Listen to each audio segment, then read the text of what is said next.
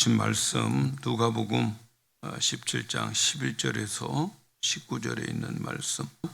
예수께서 예루살렘으로 가실 때에 사마리아와 갈릴리 사이로 지나가시다가 한 촌에 들어가시니 문둥병자 10명이 예수를 만나 멀리 서서 소리를 높여 가로되 예수 선생이여 우리를 긍휼히 여기소서 하거늘 보시고 가라사대 가서 제사장들에게 내 몸을 보이라 하셨더니 저희가 가다가 깨끗함을 받은지라. 그 중에 하나가 자기의 나은 것을 보고 큰 소리로 하나님께 영광을 돌리며 돌아와 예수의 발 아래 엎드려 살해하니 저는 사마리아인이라. 예수께서 대답하여 가라사대 10사람이 다 깨끗함을 받지 아니하였느냐? 그 9은 어디 있느냐? 이 이방인 외에 하나님께 영광을 돌리러 돌아온 자가 없느냐 하시고 그에게 이르시되 일어나 가라 내 믿음이 너를 구원하였으니 하시더라. 아멘. 오늘 제목은 참 감사는 표혼이다.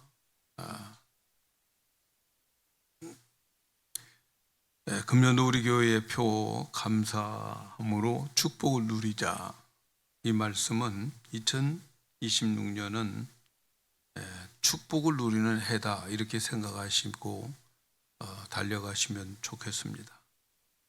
감사라고 하는 것은 예의를 지키는 것이나 도덕적인 것에 불과한 것이 아니에요. 그것보다 훨씬 넘어 축복이 있습니다. 진정한 감사를 실천하는 것은 항상 생산적이에요. 감사하고 난 다음에 그 다음에 축복이 있게 되는 거죠. 감사하는 것은 감사하지 않으면 일어나지 않는 일들을 일어나게 하는 거예요. 그래서 감사하지 않았다면 그 아름답고 축복을 받을 수 없는데 감사함으로 인하여서 축복을 받게 되는 거예요. 감사함으로 축복을 받고 아름다운 일들이 열매를 맺게 되는 것은 하나님께서 지정하신 그러한 방법입니다. 그래서 하나님의 방식은 감사하는 자들에게 하나님은 더 축복해 주시는 하나님이 정해놓으신 우주의 기본 질서입니다. 그래서 하나님은 감사하는 자들에게 늘 더 큰 감사를 주고 그리고 하나님의 축복을 주십니다. 그러나 사실 감사를 발견하는 것 그리 쉽지 않습니다. 왜냐하면 사람들은 감사보다는 원망과 불평을 더 잘 길들여져 있어요. 그래서 감사보다는 불평과 원망을 하는데 그럼에도 불구하고 감사할 수 있다 하는 것은 성숙했다는 거죠. 철들었다는 거죠. 그리고 신앙으로 살아가고 있다 하는 겁니다. 그런데 사람들이 착각하는 것이 있어요. 감사하는 것을 그저 마음에 고마움을 느끼는 그런 감정을 감사라고 착각해요. 나 알아. 고마운 마음 가지고 있어. 이것이 감사라고 착각하는 거죠. 개념적으로 감사를 하는 것. 그게 감사라고 생각해요. 감사는 고마움의 감정을 느끼는 것도 굉장히 중요하죠. 느끼지 못한 사람도 수두룩하니까요. 그러나 감사를 행동으로 표현하지 않는 것은 참 감사가 아니에요. 감사를 느끼면서 감사를 표현하지 않는 그런 사람들은 마치 노래를 배우고 부르지 않는 자와 같은 거예요. 노래는 열심히 배웠는데 안 불러요. 감사한 마음은 가졌는데 표현이 없다면 그건 진정한 감사가 아닙니다. 그러므로 표현되지 않는 감사, 감사에 대한 행동이 없는 감사는 참 감사가 아닌 거예요. 감사를 느꼈다고 감사가 아니에요. 감사의 감정을 가지고 있다고 감사가 아니에요. 감사하는 것은 감사를 하는 받은 자가, 감사함을 느끼는 자, 누군가가 나에게 은혜를 베푼 자에게 무엇인가 내가 그에게 행동으로 주는 것, 어떤 행동으로 표현하는 것, 이게 감사. 그래서 감사는 행위로 표현되지 않을 때는 참 감사가 아닌 거예요. 감사의 표현이 있어야 돼요. 어떤 사람은 은혜를 받아서 감사한다고 마음을 가지고 있습니다. 그러나 그 마음이 입증되기 위해서 무엇인가 보여지는 행동이 있어야 돼요. 얼굴의 표정이 달라져야 돼요. 그쪽 감사하면 얼굴 표정이 달라지죠. 또 어떤 행동이나 어떤 말을 감사의 표현으로 표시할 수 있어요. 진정으로 얼굴 표정이나 말이나 행동으로 감사를 하는 것. 이렇게 표현되어지는 감사에는 축복이 내려지고 더 큰 축복과 더 큰 감사의 제목들이 뒤따르게 되고 그리고 행복과 기쁨을 경험하게 되는 거예요. 우리가 예수를 믿는 것은 하나님의 은혜로 믿고 있잖아요. 우리가 예수를 믿는 이 믿음 자체만 가지고도 우리는 얼마든지 하나님께 감사할 수 있어요. 오늘 또 변함없이 예수를 믿고 있다는 것 얼마나 감사합니까? 어떤 사람은 믿다가 중단한 사람들도 수두룩해요. 과거에는 그렇게 열심히 믿었는데 그런데 오늘은 안 믿고 또 예수님을 등지고 세상을 향해서 살아가고 있어요. 옛날에는 내가 열심히 믿었는데 그런데 지금은 아니라는 거죠. 옛날 자랑만 하고 있는 거죠. 그런데 오늘 우리는 예수를 지금 믿고 있고 우리가 하나님 앞에 나와 예배를 드리고 있다는 게 얼마나 감사할 일인지 몰라요. 이렇게 우리가 하나님께 예배를 드리고 더 감사하는 것은 우리의 믿음이 자라지는 것, 앞으로 더 좋은 것들을 경험하게 될 것입니다. 우리 성도들 신앙생활 마찬가지예요. 사실 빈손으로 왔다가 하나님의 은혜로 지금까지 살아왔어요. 그런데 많은 사람들이 자기가 가지고 있는 이것은 당연히 받을 권리가 있고 자격이 있어서 이 모든 것을 받고 산다고 생각하는 거죠. 그렇게 살면 안 되는 거죠. 우리가 얻을 자격은 하나님 앞에 죄의 삭스로 사망에 이르는 그 자격밖에 없어요. 우리는 죄 때문에 죽을 수밖에 없는 그러한 처지에 있는 자들입니다. 그런데도 불구하고 하나님께서 우리에게 은혜를 주시고 또 이 믿음 생활할 수 있도록 만들어 주시고 기도할 때 응답해 주시고 이 모든 것들은 정말 하나님 앞에 우리가 감사로 표현되어져야 진짜 믿음인 거죠. 그 감사가 표현되어질 때에 비로소 축복이 우리에게 오게 되는 거죠. 참 감사는 반드시 감사를 표현하는 행동이 뒤따라야 된다 하는 거예요. 우리가 이 세상을 살아갈 때 항상 예수 믿는다고 우리에게 형통한 길, 꽃길만 걸어가는 게 아닙니다. 우리에게 많은 일들이 있어요. 때로는 물질로도 어려움을 당할 수도 있고 또 어떤 때는 자녀들의 문제로 어떤 때는 건강의 문제로 인간관계의 문제로 여러 가지 많은 일들을 우리가 당할 수 있어요. 예수 믿고 천국 가는 것은 분명하지만 그러나 이 땅을 살아가는 동안에는 우리에게 여러 가지 문제들이 반드시 있어요.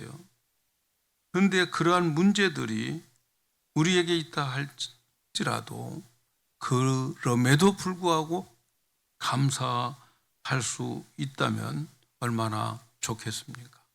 그러나 우리는 그렇게 감사할 수 있어요. 왜냐하면 우리가 믿는 하나님은 선하시고 그의 인자하심이 영원하기 때문에 그래요. 그래서 우리에게 펼쳐지는 모든 문제들은 하나님께서 반드시 선하게 우리에게 선한 일로 만들어 주실 것이고, 그리고 우리를 사랑하기 때문에 그렇게 만들어 주신 것이죠. 그래서 성도들의 크라이막스는 하나님을 찬양하고 하나님께 감사하는 거예요. 그것이 뭐예요? 예배인 거죠. 예배. 그래서 성도들은 예배로 감사를 표현하는 거예요. 이 예배를 드리는 자체는 여러분 더 큰 감사로 이어지는, 더 큰 축복으로 우리가 받게 되는 그러한 행위인 거예요. 오늘날 많은 예수 믿고 다니는 사람들의 신앙생활을 보면은 보통 이런 공식을 가지고 신앙생활을 하는 것 같아요. 우리에게 어떤 문제가 있어요. 예수 믿는 사람들에게. 그러면 그 문제를 가지고 하나님께 기도합니다. 그러면 하나님께서 우리를 긍휼히 여겨서 우리의 기도를 응답해 주십니다. 응답해 주셔요. 그래서 그 응답받고 할렐루야로 끝나는 거죠. 응답받았다라고 하는 것에서 끝나버리는 신앙. 문제가 있습니다. 기도했습니다. 응답받았습니다. 끝. 이렇게 신앙의 공식으로 신앙생활을 하는 자들이 많습니다. 그들은 오늘 본문에 나온 9명의 문둥병자와 같은 사람들이에요. 기도하고 응답받고 그리고 흩어져 자기 살 길로 가버리는 자들이죠. 오늘 말씀으로 돌아가면 예수님은 예루살렘에 가실 때에 갈릴리와 사마리아 사이에 지나가십니다. 그때 10명의 문둥병자들이 예수님을 만나게 되죠. 그 10명의 문둥병자 중에서 한 명은 사마리아 사람이었어요. 원래 유대인들은 사마리아 사람들을 사람 취급하지 않아요. 개 취급을 합니다. 개 취급. 먼 구약의 시대부터 그들은 유대 사람들로부터 사람다운 대접을 받지 못했어요.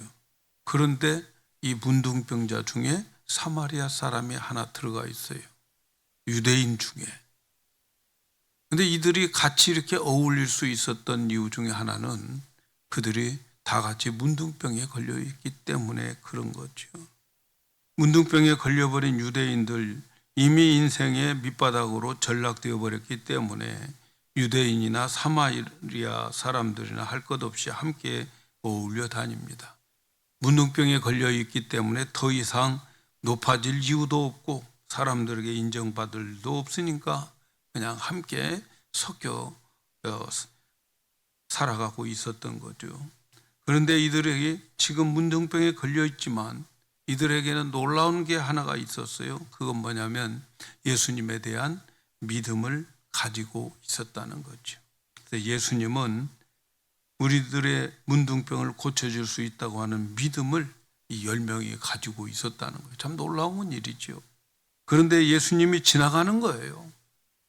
예수님이 지나가실 때 문둥병자들은 보통 사람들 사이에 갈 수가 없기 때문에 멀리서 10명이 소리를 합쳐서 예수님께 부르짖어 기도를 하는 거죠. 간구를 하는 거죠. 그래서 17장 12절 13절에 봅니까? 한촌에 들어가시니 문둥병자 10명이 예수를 만나 멀리 서서 소리 높여 가로되 예수 선생이여 우리를 긍휼히 여기소서 하거늘. 문둥병자들은 예수님은 능력이 많으셔서 어떤 병이든지 예수님이 긍휼히 여겨 주시기만 하면 나을 수 있다는 믿음을 가졌어요. 그런데 예수님은 이 10명의 문둥병자의 부르짖는 그 간구를 듣고 응답을 해 주시는 거죠. 근데 문제는 바로 그 자리에서 고쳐주시지 않았어요. 그리고 제사장들에게 가서 보여줘라 이렇게 말씀하셨어요. 그것은 그들의 믿음이 진짜 믿음인가를 시험하시는 거죠. 문둥병자들이 때를 지어서 제사장에게 가면 돌맞아 죽어요. 가기도 전에 돌맞아 죽어요. 그런데 예수님은 문둥병자들에게 바로 제사장에게 가라, 문둥병을 가지고 있는 채 가라 말씀하는 거예요. 언뜻 생각해 보면 가다가 돌맞아 죽어라 하는 말같이 들릴 수도 있어요. 그런데 예수님이 바로 고쳐주지 않고 제사장들에게 가라 하는 말씀에는 중요한 예수님 마음의 의미를 가지고 있어요. 그것이 무엇일까? 예수님은 그들에게 더 좋은 것을 주기를 원하는 거죠. 병 낫는 것보다 더 중요한 것이 있어요. 그것은 예수님의 말씀을 그들이 순종하는 것을 보여주는 거예요. 그래서 예수님이 하나님의 아들이고 그 하나님의 아들이면 그의 말씀도 능력이 있다고 하는 것을 그들에게 가르쳐 주기 위한 거예요. 그래서 예수님의 말씀을 믿고 그냥 가라는 거죠. 믿고 가라. 다시 말하면 예수님 말씀만 믿고 가라 하는 거죠. 여러분, 지금 여러분은 어떻게 생각합니까? 예수님 말씀만 믿고 가라 하는 것은 그러한 행위를 예수님이 하신 것은 오늘 저와 여러분을 위해서 하신 말씀이라고 생각해요. 오늘 우리는 예수님 볼 수도 없고 만날 수도 없어요. 그러나 오늘 우리들에게 중요한 것은, 우리들에게 남겨주신 것은 예수님의 말씀인 성경이 우리에게 주어져 있어요. 그래서 우리가 오늘 이 예수님의 말씀인 성경, 이 말씀을 가지고 우리도 살아갈 때에 그 말씀의 능력이 나타나게 될 것이다. 오늘 우리들의 삶의 능력은 어디에 있습니까? 이 말씀을 믿는 믿음에 우리의 삶의 능력이 있어요. 바로 그것을 보여주는 거예요. 제자들이 예수님의 그 말씀을 듣고 이 문둥병자들이 그 말씀만 믿고 가면 나았던 그 모습, 거기에 오늘 우리에게 교훈하고 있는 거지요. 오늘날 우리도 말씀만 믿고 가면 그 말씀 속에 능력이, 무한한 능력이 나타날 것을 말하는 거죠. 이러한 믿음의 축복이 우리 영광교회 성도 여러분들에게 있어지기를 축복합니다. 이 10명의 문둥병자들이 예수님의 말씀을 믿고 제사장에게 가다가 문둥병이 나음을 얻었어요. 그들이 원하는 것이 이루어졌어요. 예수님께 믿음을 가지고 부르짖었더니 예수님께서는 그들의 믿음을 보고 고쳐주셨어요. 14절을 보니까 그들을 보시고 가라사대 가서 제사장에게 너희 몸을 보이라 하셨더니 저희가 가다가 깨끗함을 받은지라. 가다가 깨끗함을 받았어요. 10명의 문둥병자들이 말씀을 믿고 순종하다가 깨끗함을 받았어요. 사랑하는 여러분, 만일 우리들의 신앙이 문제가 있을 때, 병들었을 때에 기도했더니 나았다. 우리의 신앙이 여기까지라고 한다면 하나님의 말씀은 14절에서 끝나야 돼요. 왜? 결론 됐잖아요. 예수 믿고 기도해서 병 고쳤잖아요. 그것으로 끝났다면 이 말씀은 더 이상 기록할 필요가 없어요. 그런데 말이죠. 그런데 이 말씀을 보니까 더 기록되고 있어요. 더 기록되고. 14절에서 끝나지 않고 더 기록하고 있어요. 오늘 말씀을 여기서 끝내지 않고 더 기록합니다. 10명의 문둥병자들 다 고침을 받았는데 사마리아 한 사람에 나온 내용이 그 다음에 기록되면서 우리에게 결론을 맺어주고 있습니다. 자기의 나은 것을 보고 사마리아 이 사람은 큰 소리로 하나님께 영광을 돌리고 예수님께 돌아와서 예수님께 살해하고 엎드렸다 하는 말씀이 나와요. 15절 16절 보니까 그 중에 하나가 자기의 낳은 것을 보고 큰 소리로 하나님께 영광을 돌리며 돌아와 예수의 발 아래 엎드려 살해하니 저는 사마리아 사람이라.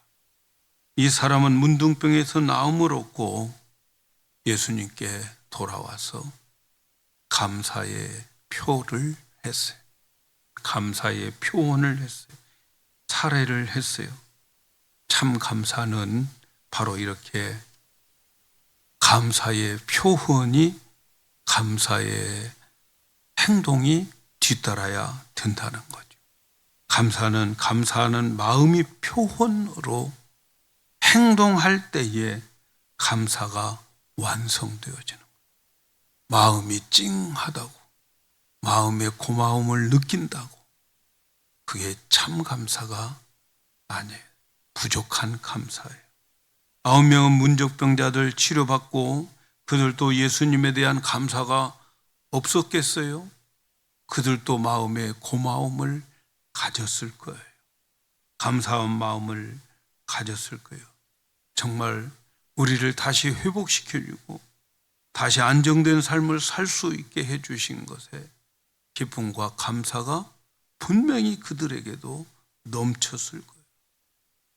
놀라움을 감출 수가 없었을 거예요. 새 힘도 얻었을 거예요. 그러나 마음속 깊은 곳에 감사가 있었겠지만, 그러나 그들은 감사의 행동, 감사의 표현이 없었어요. 그들에게 더 큰 감사를 받지만 그것으로 끝났어요. 더 큰 기쁨, 영원히 가치 있는 것 그들에게 없었어요. 그러나 문둥병자의 치료받은 사마리아 이 사람은 더 큰 축복을 받았어요. 그것은 영혼의 구원을 받은 것. 여러분, 어차피 육신은 다 고침받아도 언젠가 죽습니다. 그러나 죽고 난 다음에 그 다음의 세계는 천국 아니면 지옥이에요. 그런데 이 사람의 믿음은, 이 사마리아 사람의 믿음은 영혼 구원을 받게 되는 믿음이 되었어요. 그래서 19절에 이런 말씀이 있어요. 그에게 이르시되 일어나 가라. 내 믿음이 너를 구원하였느니라. 내 믿음이 너를 구원하였느니라. 놀라운 선포죠. 치료받은 사마리아 사람에게 내 믿음이 너를 구원했다. 이 구원은 영혼 구원을 말하는 거예요. 여러분, 육신의 질병을 고침받고 지옥 가면 무슨 소용이 있겠어요? 네. 그러나 우리의 영혼이 구원받았, 육신의 병이 고침을 못 받아도 영혼이 구원받았다면 그 사람이 더 축복인 거 아니겠어요? 근데 이 사람은 육신의 병도 고침받고 그리고 영혼의 병도 고침받아 그는 천국으로 가게 되는 그러한 놀라운 은혜를 받은 은혜에 감사하고 그 은혜의 감사의 행위로, 감사의 행동으로 표현하는 그 사람에게 영혼 구원의 축복도 받아요. 그래서 여기서 말하는 내 믿음이 너를 구원했다라고 하는 그 믿음은 어떤 믿음입니까? 기적을 맛보는 믿음 이걸까요? 여기서 말하는 그 믿음은 내가 받은 은혜를 감사한 마음 가지고 감사를 표현할 때의 그 믿음이 진짜 믿음이고 그 믿음이 진짜 구원을 주시는, 이루는 믿음이다 하는 것을 우리는 알아야 되겠습니다. 받은 은혜에 감사하고 그 감사의 행동으로 하나님께 영광을 돌리고 살해하는 그 믿음, 그게 우리를 구원할 수 있는 믿음이에요. 하나님께 영광을 돌리고 살해하겠다 하는 그 표현은 오늘로 말하면 예배를 드렸다라는 거죠. 예배입니다. 예배.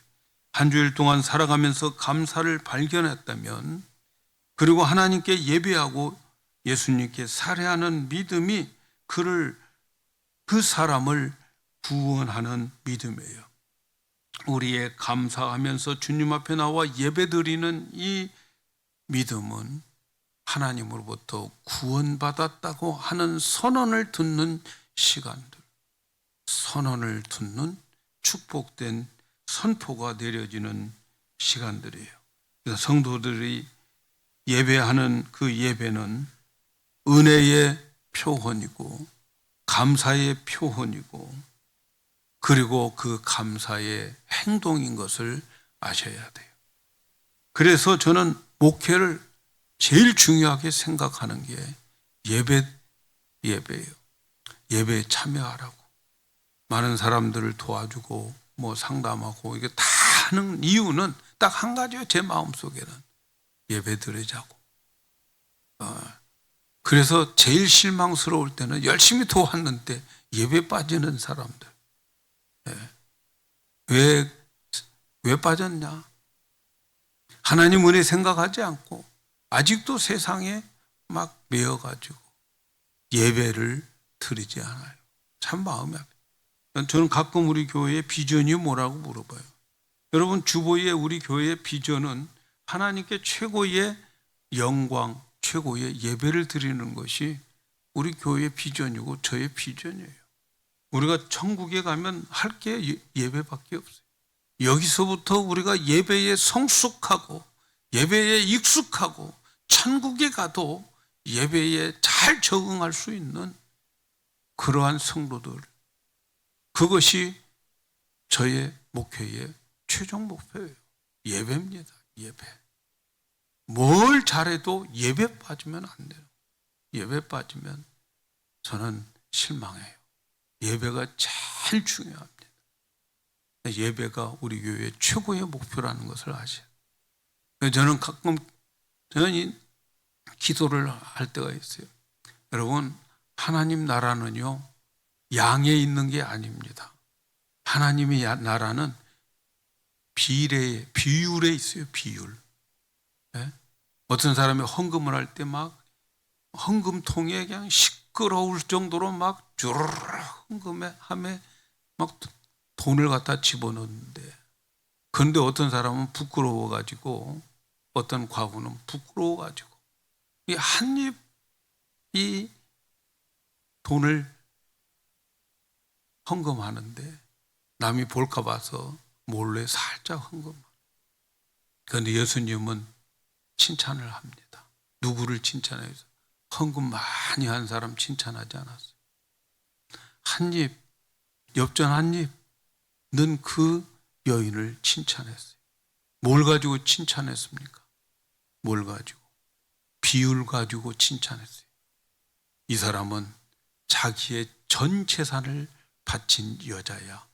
그러나 저 사람은 많은 사람들이 볼 때 우르르 하고 막 요란스럽게 헌금통이 시끄러울 정도로 헌금을 했지만 비율로 따지자 보면 이 한 여자가 더 많이 했다는 거예요. 여러분, 우리 교회 성도들이 100% 천국 간다면 비율적으로 성공한 거 아니겠어요? 근데 수많은 사람들이 모여 있는데 거기에서 10,000명 모여 있는 사람 중에서 한 5,000명만 천국 갔다. 이러면 퍼센트로 보면 여러분, 거기는 좋은 평가를 할 수가 없는 거예요. 마찬가지예요. 저는 우리 교회가 1명이 모이든 2명이 모이든 10명이 모이든 하나님 앞에 최선을 다해서 예배를 드리면 우리의 예배를 통해서 미국이 살고 나라가 살고 또 가정이 살고 열방이 살아나는 그러한 예배로 드려져야 되고 그렇게 드리도록 노력을 합니다. 그래서 우리가 수가 적든 많든 저는 상관없어요. 우리의 예배가 하나님 앞에 참된 예배가 되어질 때에 우리의 예배는 100% 하나님이 받아주시는 예배가 될 때 우리의 예배를 통해서 내 이웃이 복을 받고 나라와 그리고 열방이 복을 받게 되는 거예요.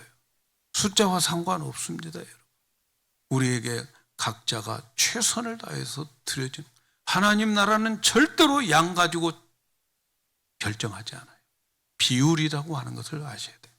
몇 명 모이지 않았다 할지라도 저 시골 교회에 몇 명 앉혀놓고 드리지는 예배더라도 그 사람들이 다 천국에 갈 수 있는 믿음을 가지고 있다면 그 교회는 성공한 교회고 그 목회는 성공한 목회다. 저는 이렇게 믿습니다. 그래서 여러분, 우리는 정말 우리에게 베풀어 주시는 은혜가 무엇인가를 깨닫고 하나님 앞에 나와 감사하며 예배하는 그 행위는 여러분 하나님이 기뻐하고 우리의 예배를 통해서 더 큰 축복을 허락해 주실 줄로 믿습니다. 우리가 감사하며 하나님 앞에 예배 드리는 것, 여러분 내 자신이 구원받았다고 하는 하나님으로부터 선포임을 기억하셔야 되겠습니다. 여러분, 우리가 주님 앞에 예배 드리고 있잖아요.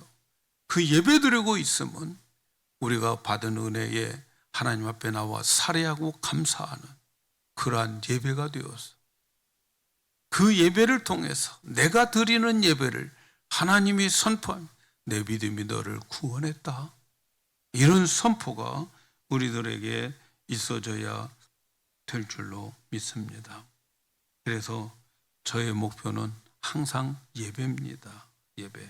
예배가 성공함으로 인하여서 많은 축복을 받고 그 예배를 통하여 더 귀한 것을 받을 수 있는 그러한 복된 자리가 되어지는 거죠.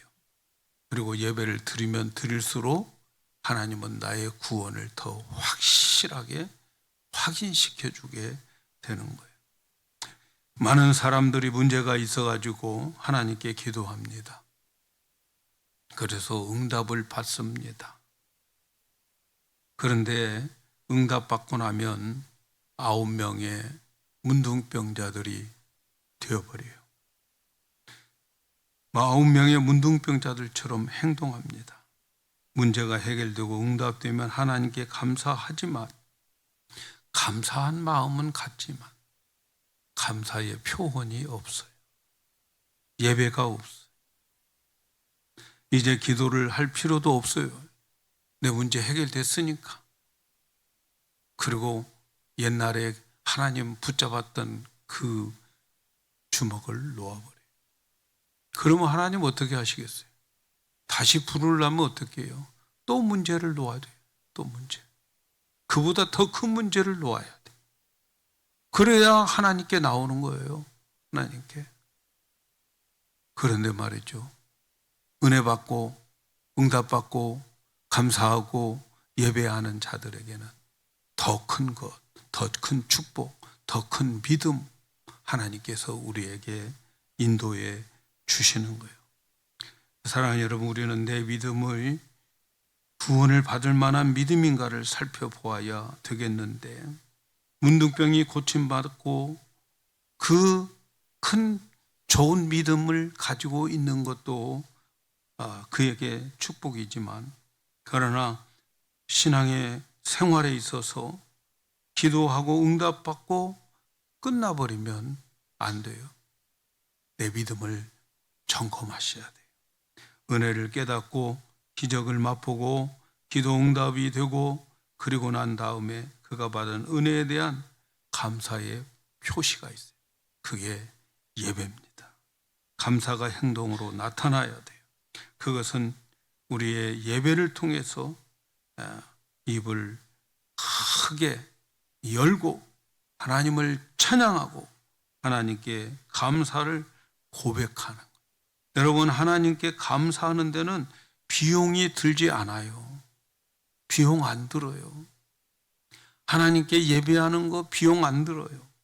감사한 마음을 표할 수 있는 것은 누구든지 언제나 어디서 할 수 있어요. 단지 우리가 감사하겠다고 하는 결단을 내리셔야 될 필요는 있어요. 내가 감사해야 되겠다. 그리고 우리에게 베풀어 주신 은혜를 알기 위해서 우리는 성경을 가까이 해야 되는 거예요. 여러분, 성경 가까이 하는데 돈 드나요? 돈 들 필요가 없잖아요.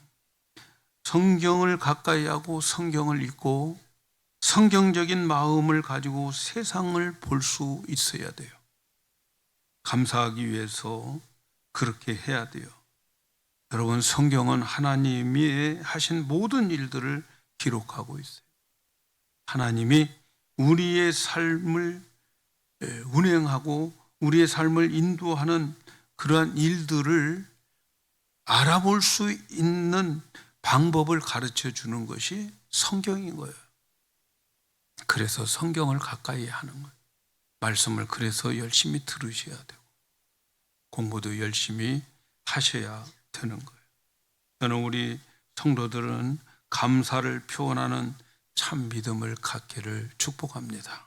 금년 한 해 감사하며 예배하고 예배로 감사를 표현하는 성도들이 되어가지고 그래서 예배를 통해서 하나님께서 구원을 확신시켜주고 구원을 선포해주는 예배를 통해서 하나님께서 베풀어 주시는 그 은혜를 더 큰 감사의 제목들이 발견되어져서 그래서 금년 한 해는 우리에게 감사함으로 축복을 누리는 그러한 해가 들고 이 한 해를 보내면서 우리 모두가 감사의 체질로 바뀌어지고 내년에는 우리의 체질이 축복받는 체질로 바뀌어지고 가면 갈수록 그러한 하나님의 은혜가 우리 모두에게 넘치기를 예수님의 이름으로 축복합니다.